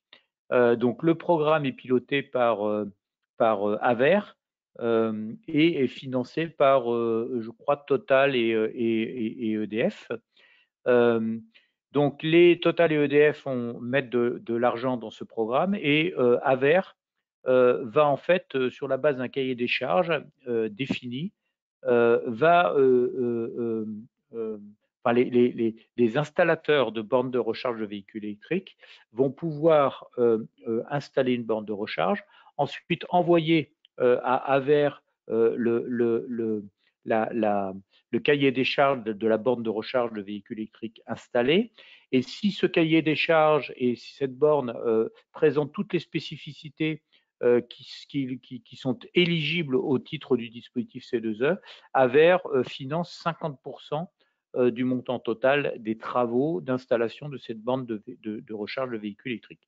Alors, ces bornes de recharge de véhicules électriques, elles peuvent être appliquées dans les copropriétés pour les particuliers, mais aussi, bien évidemment, sur des bâtiments tertiaires. Donc, en fait, le système vient financer des actions qui sont, pour le coup, considérées comme innovantes. Donc, je vous engage à aller voir la présentation. Vous cliquez sur les sources là et ça vous renvoie sur l'ensemble du catalogue de programmes qui sont aujourd'hui actifs sur votre région et qui traitent des bâtiments. Quelques mots sur les perspectives de la 5e période, puisque je vois le temps passer, mais on est plutôt pas mal. Donc je vous l'ai expliqué en amont. Les périodes C2E sont généralement des périodes qui durent entre 3 et 4 ans, et nous sommes actuellement sur la fin d'une période qui va se terminer au 31/12/2021, sachant que cette période a démarré au 1er janvier 2018. Et donc, la DGEC est en train de préparer cette 5e période. Et donc, dans un premier temps, la DGEC a travaillé sur les études ADEME qui ont été publiées au premier semestre 2020, donc une étude gisement où l'ADEME estimait les gisements possibles de certificats d'économie d'énergie sur les différents secteurs d'activité et avait fait une analyse d'évaluation du dispositif tel qu'il était aujourd'hui. Analyse qui était assez critique sur le dispositif et qui démontrait un certain nombre de sujets à faire évoluer et à améliorer dans le dispositif des C2E. Ensuite, le 2 juillet, la DGEC a lancé une concertation au travers d'une fiche de concertation et qui a été diffusée donc à l'ensemble des acteurs du dispositif avec pour objectif de répondre à cette concertation pour le 10 septembre. Côté AT2E, nous avons d'ailleurs porté une consultation collective par collège, c'est-à-dire qu'on a fait travailler les énergéticiens, enfin les obligés ensemble, les délégataires ensemble, les mandataires ensemble, etc. Et on a synthétisé l'ensemble de ces propositions d'évolution du dispositif. On a eu 53 entreprises qui ont répondu. Je crois qu'on avait 260 propositions d'amélioration du dispositif et donc on a fait une synthèse. Et sur la base de cette synthèse collective, mais aussi de toutes les synthèses individuelles qui ont été envoyées par la DGEC a écrit un projet de décret qui a été présenté le 3 février lors d'un webinaire que l'on avait organisé côté AT2E. Et donc le calendrier de publication des textes 5e période est le suivant. Donc vous avez d'abord un décret. Donc ce décret, il est en consultation publique du 9 février au 2 mars. Il a été représenté vendredi dernier en copie de C2E. Il va être consulté, il va être abordé lors du comité supérieur de l'énergie le 18 février. Ensuite, il y aura une consultation du CNEN le 4 mars et ensuite une consultation au Conseil d'État en février-mars. Ce qui veut dire que probablement ce décret sera publié fin mars, on va dire fin mars, avril, quoi, dans tous les cas avant les vacances. Et puis ensuite, vous avez un projet d'arrêté. Donc le projet d'arrêté, là, il a été transmis aussi aux copies de C2E, il a été abordé aux copies de C2E, il sera passé simplement au comité supérieur de l'énergie le 18 février pour une publication fin mars. Alors globalement, je vous ai résumé en quelques slides les points clés de ces deux textes. Premièrement, la période de cette 5e période va durer 4 ans, donc ce sera du 1er janvier 2022 au 31 décembre 2025. Deuxièmement, le niveau d'obligation est fixé à 2400 TWh CUMAC, dont 600 TWh CUMAC au bénéfice des ménages en situation de précarité énergétique. Soit annuellement, ça veut dire qu'on passe d'une situation où les acteurs devaient produire 533 TWh CUMAC par an sur la P4 à 600 TWh CUMAC sur la P5. Donc une augmentation de 12,5% de l'obligation. Ces 12,5% correspondent en fait au niveau bas de l'étude gisement de l'ADEME. L'étude gisement de l'ADEME avait envisagé trois niveaux, niveau bas, moyen et haut. On est plutôt sur le niveau bas. Ça, c'est le premier point. Le deuxième point, ce qu'il faut avoir en tête dans le détail, c'est que les niveaux d'obligation, de bonification qui sont réalisés au travers des bonifications type coup de pouce, CPE et programmes vont évoluer sur la P5, puisque la DGEC souhaite ramener ce niveau de bonification à 30%. Aujourd'hui, sur 2020, on est à 41% de niveau de bonification. Donc, on va baisser les bonifications. Et donc, en baissant le niveau des bonifications, de ce fait, vous allez augmenter les niveaux d'obligation de C2E réels. Quelque part, si on pousse les choses de manière un peu caricaturale, on peut dire qu'on a des certificats d'économie d'énergie qui sont réels avec des économies d'énergie à la clé, donc qui reflètent assez bien les conditions de l'article 7 de la directive européenne. Et puis à côté de ça, vous avez la planche à billets qui consiste à bonifier des actions et à faire des faux C2E. Et qui, bien évidemment, cette planche à billets ces bonifications ne sont pas déclarées au titre de l'article 7 de la directive européenne. Donc, si on regarde que les C2E réels, classiques, on passe de 315 TWh par an en P4 à 402 TWh par an. Donc, ce qui veut dire qu'on augmente quand même sur les C2E réels de l'obligation de 28%. La pénalité, on l'a vu tout à l'heure dans ma présentation sur la P4, elle est de 15 € par mégawattheure sur les C2E classiques. Sur la P4, elle était aussi de 15 € par mégawattheure sur les C2E précarité. Là, la proposition qui est faite par la DGEC, c'est de passer à 20 € du mégawattheure CUMAC afin de renforcer la valeur du C2E sur la précarité énergétique. L'idée étant de dire on va baisser les bonifications sur la précarité énergétique, mais on renforce la pénalité sur la précarité énergétique de manière à faire en sorte que les acteurs continuent à travailler sur de la production de C2E précarité énergétique. Ensuite, un pilotage renforcé est proposé avec des déclarations annuelles des ventes d'énergie, publication annuelle de la liste des obligés et un suivi trimestriel des C2E engagés. Là, l'idée de la DGEC, c'est d'avoir un pilotage beaucoup plus clair à la fois sur les acteurs qui sont en place autour du dispositif C2E et leur réalisation de C2E engagés. La fixation de l'obligation a un peu évolué aussi, puisque aujourd'hui, donc pour vous ayez comment est fixée l'obligation. En gros, l'obligation est fixée par énergie. Donc vous voyez ici, on va prendre en compte l'électricité, le gaz, le fuel, le carburant, le GPL carburant, GPL combustible et chaleur et froid. Et ensuite, donc, on va attribuer un coefficient d'obligation par énergie. Jusqu'à maintenant, ce coefficient d'obligation sur la P3 et la P4 était fixé à hauteur de 75% prise en compte du prix de l'énergie et 25% prise en compte du volume de l'énergie.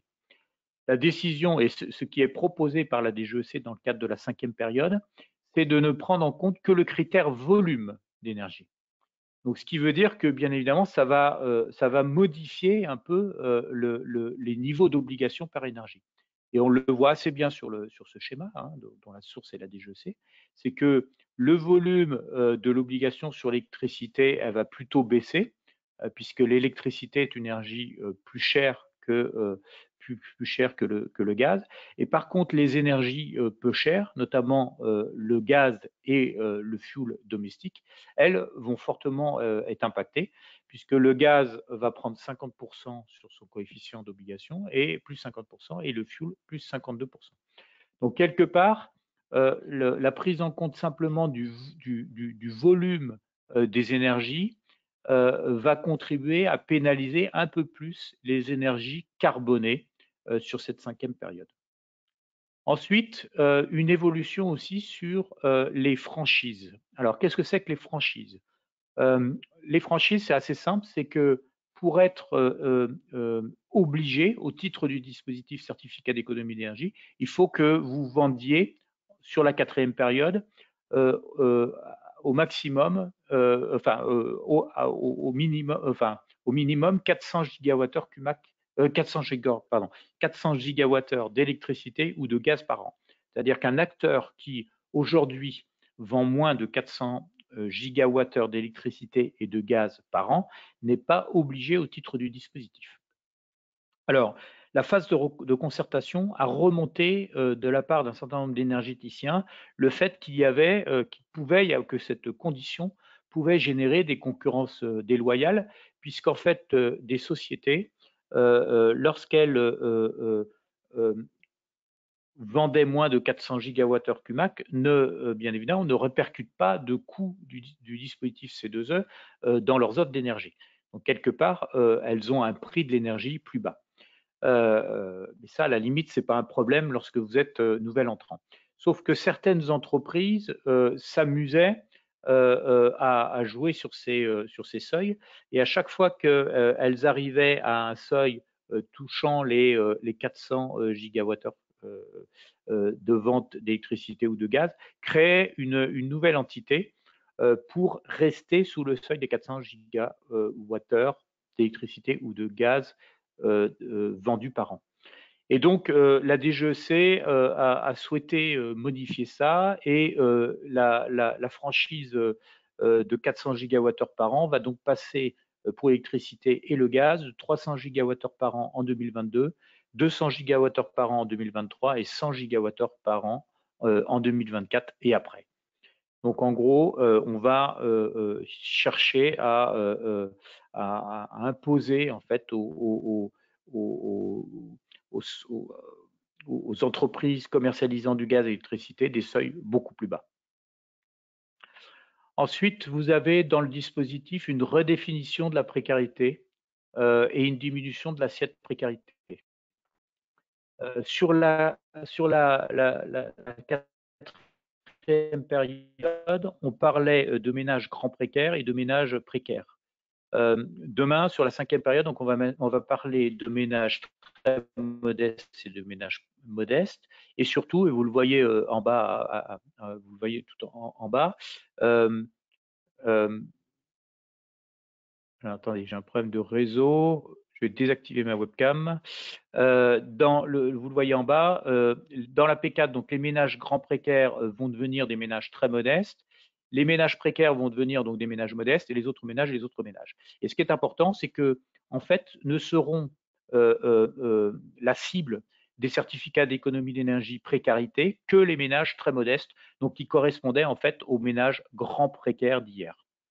Voilà, donc c'est ce qu'explique le schéma, le camembert de gauche, hein, qui avait été présenté par la DGEC, et ce qui veut dire que globalement, à partir de 2022, la zone bleue 40 plus 15 plus 120 ne seront plus assujettés à la production de ces deux précarité, et seules les zones rouges et oranges, donc des opérations qui sont réalisées chez les très modestes, ménages très modestes, seront éligibles à la production de certificats d'économie d'énergie de type précarité.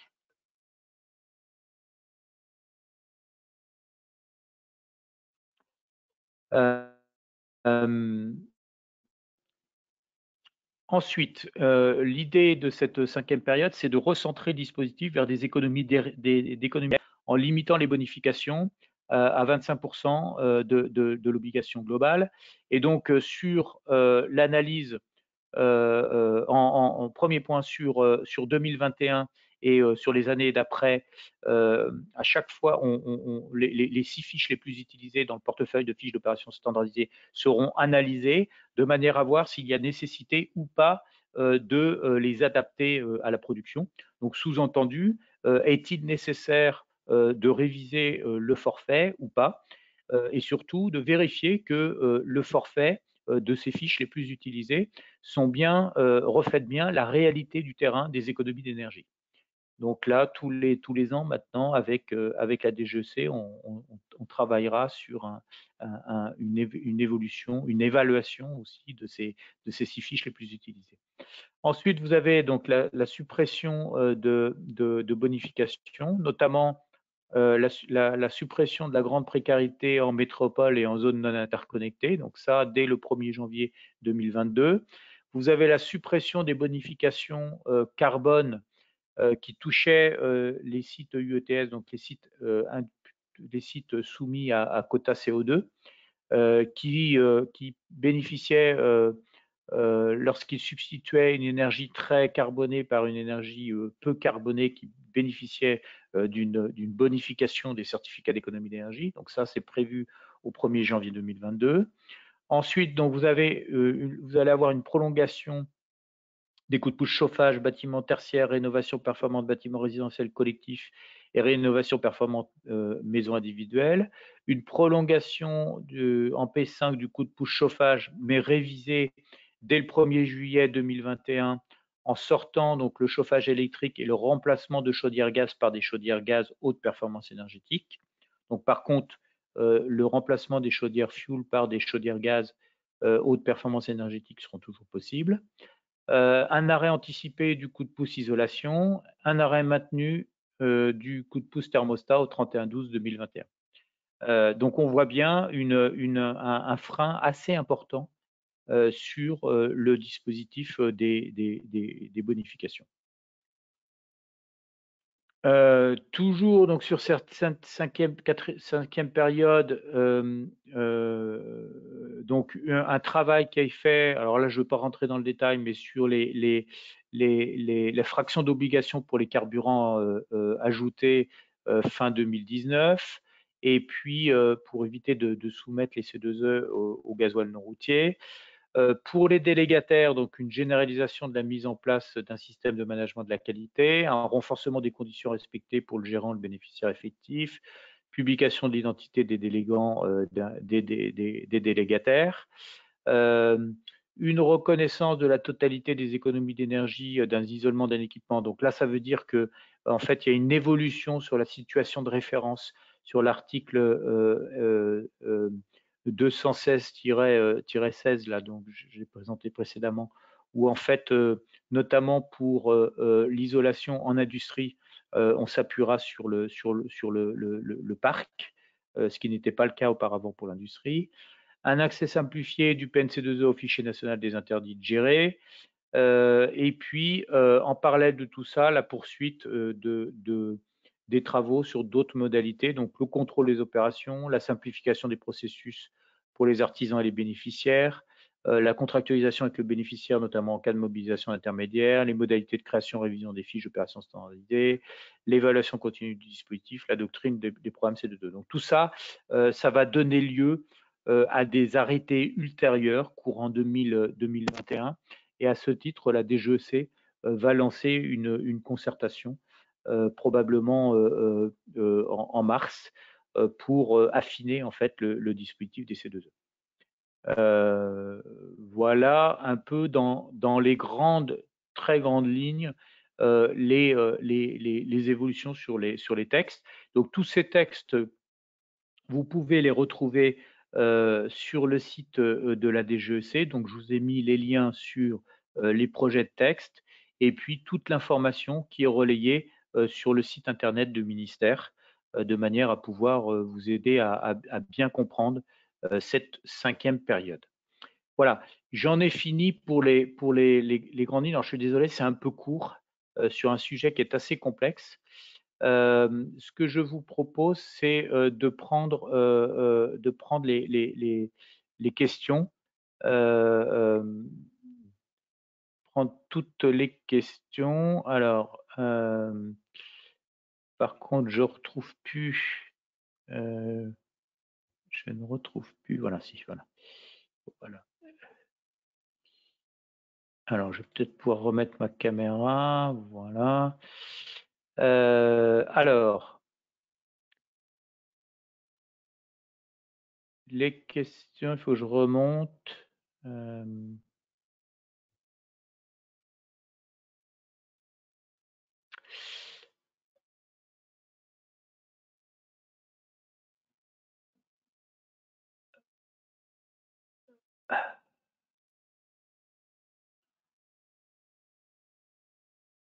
Alors, donc Tardio nous a mis que Grignolo, d'accord. Le décret tertiaire impose aux acteurs du secteur d'engager des travaux en vue de réduire la consommation énergétique et l'impact environnemental. Si les acteurs ne respectent pas les décrets, les sanctions financières sont prévues. Alors, à ma connaissance, il n'y a pas de sanctions financières dans le cadre du décret tertiaire, s'ils ne répondent pas à leurs objectifs. Alors, les slides régionales. Alors, c'était quoi les slides régionales? Monsieur Lévesque, là, vous pouvez peut-être prendre le...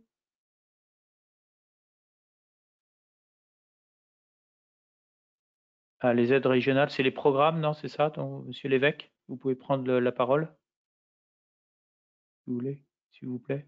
Je vois pas à quel slide vous faites référence. Est-ce que Monsieur Lévesque est présent?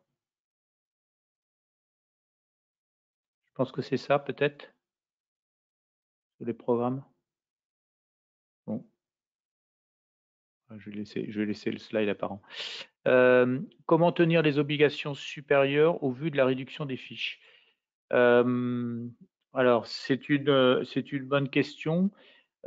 Jusqu'à maintenant, l'expérience montre que depuis la première période des C2E, on a toujours craint de ne pas réaliser les objectifs.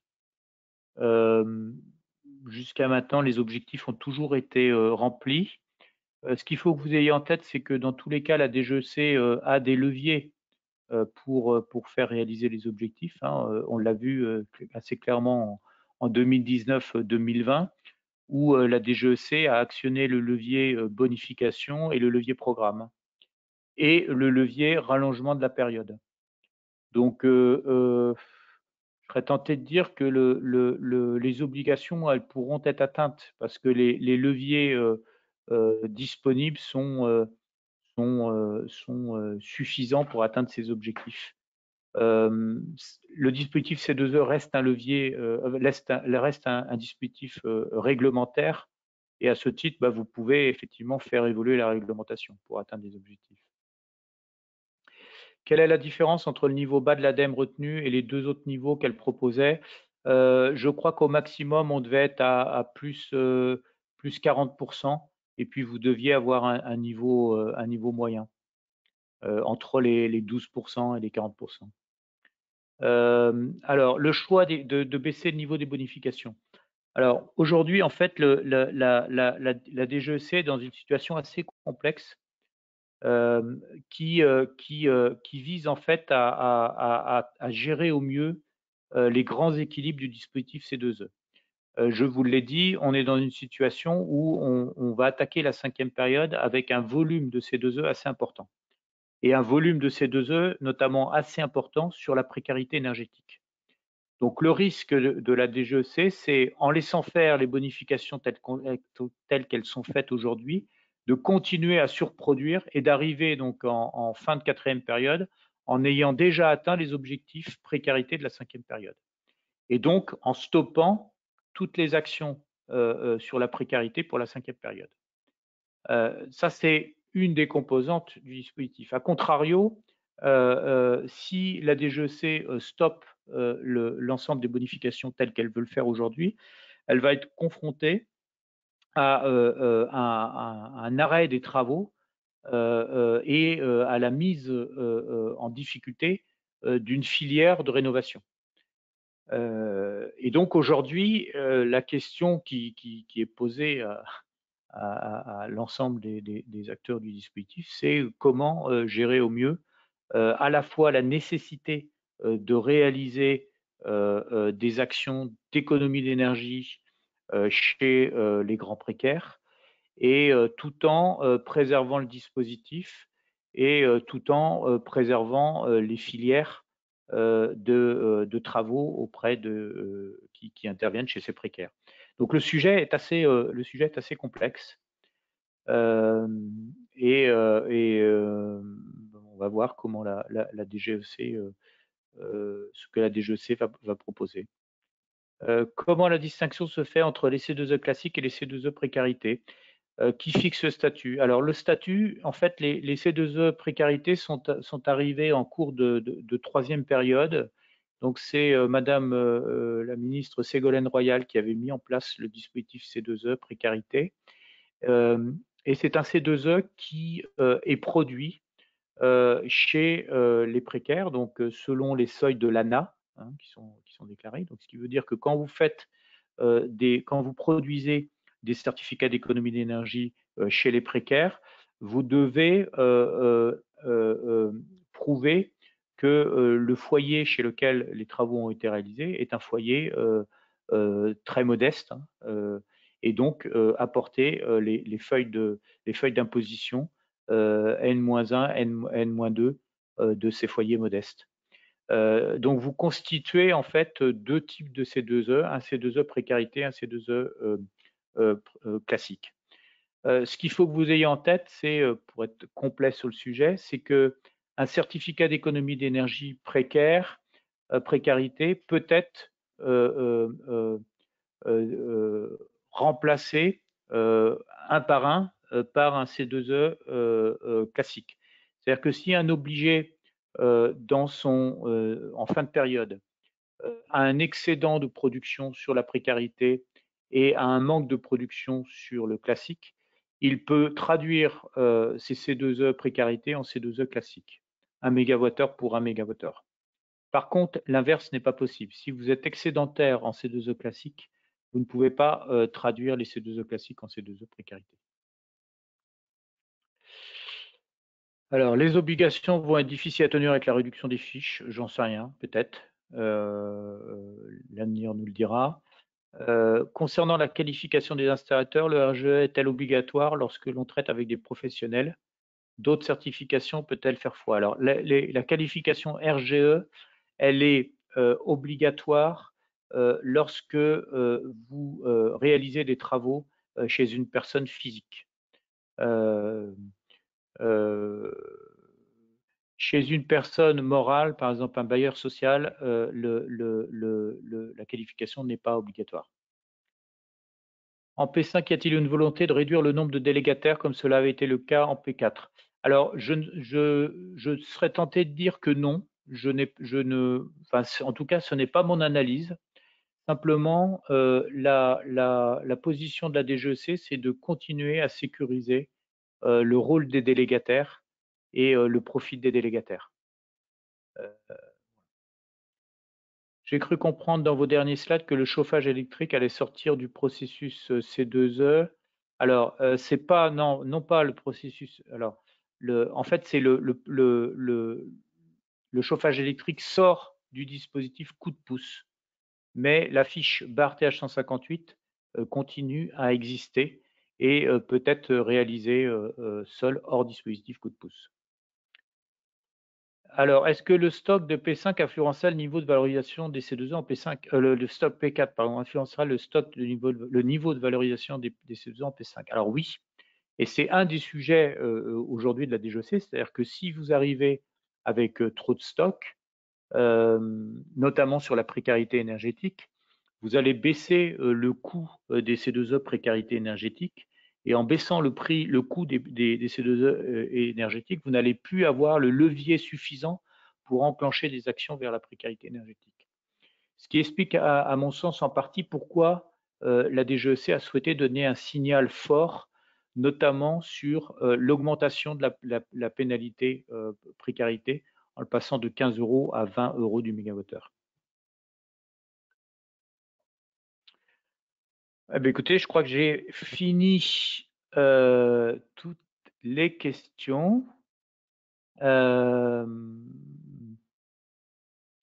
Michel et... Oui, on est là. On est là. On a bien écouté. Donc, on remercie. Je tiens à remercier. Je vous laisse conclure. Et merci à vous pour votre attention. Eh bien, au nom de la T2E PACA, je tiens à remercier d'abord tous les participants qui sont restés avec nous jusqu'au bout et qui ont posé des questions fort intéressantes. Je tiens à remercier également Marc et M. Tardieu de leur intervention parce que c'était très, très complet et on a pu avoir des réponses à toutes les questions. Je remercie également Patricia Coutura qui est derrière toute l'organisation matérielle de ce webinaire. C'était une réussite. Donc, merci encore à tout le monde. Donc, les supports de présentation seront mis à disposition sur notre site AT2E et vous recevrez dans les jours qui viennent un mail avec toutes les indications pour pouvoir récupérer les supports de présentation. Voilà, si je n'ai rien oublié, Patricia, eh bien, je vais souhaiter à tout le monde un bon appétit. C'est l'heure. Donc, et je vous dis à très bientôt sur les ondes de la T2E.